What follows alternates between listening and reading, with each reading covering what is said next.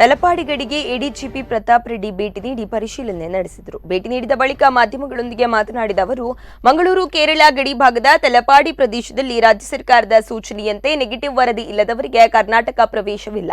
ಕೇವಲ ತುರ್ತು ಭೇಟಿಗೆ ಮಾತ್ರ ಅವಕಾಶ ನೀಡಲಾಗಿದೆ.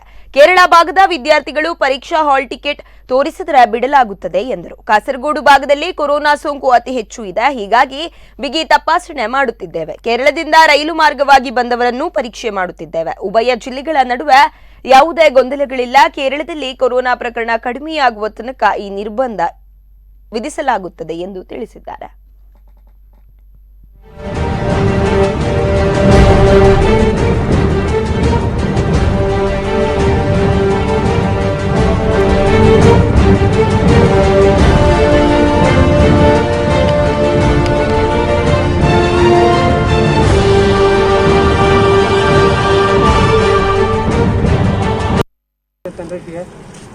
No, at the border we are not starting any RT-PCR center.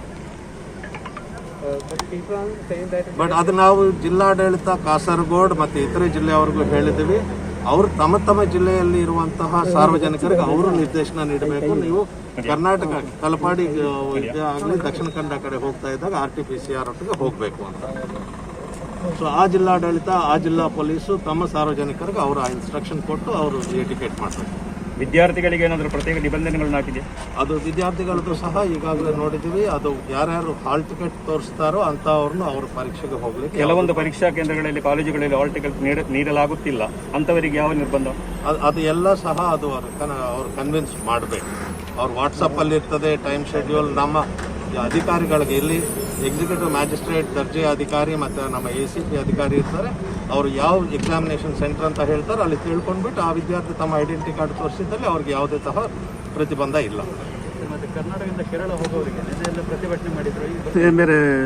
ಈಗಾಗಲೇ ತಮ್ಮೆಲ್ಲರಿಗೂ ಗೊತ್ತಿದ್ದಂತೆ ದಕ್ಷಿಣ ಕನ್ನಡ ಜಿಲ್ಲಾಡಳಿತ ಜಿಲ್ಲಾಧಿಕಾರಿ ಮತ್ತು ಕಮಿಷನರ್ ಪೊಲೀಸ್ SP ಅವರು ಈ ಜಿಲ್ಲೆಯಲ್ಲಿ ಕೋವಿಡ್ ತೀವ್ರತೆಯನ್ನು ವಿಸ್ತರಿಸಬಾರದು ಮತ್ತು ಇದನ್ನು ತಡೆಗಟ್ಟಬೇಕು ಅಂತ ಹೇಳಿಬಿಟ್ಟು ಕೆಲವು ಕ್ರಮಗಳನ್ನು ಜರುಗಿಸಿ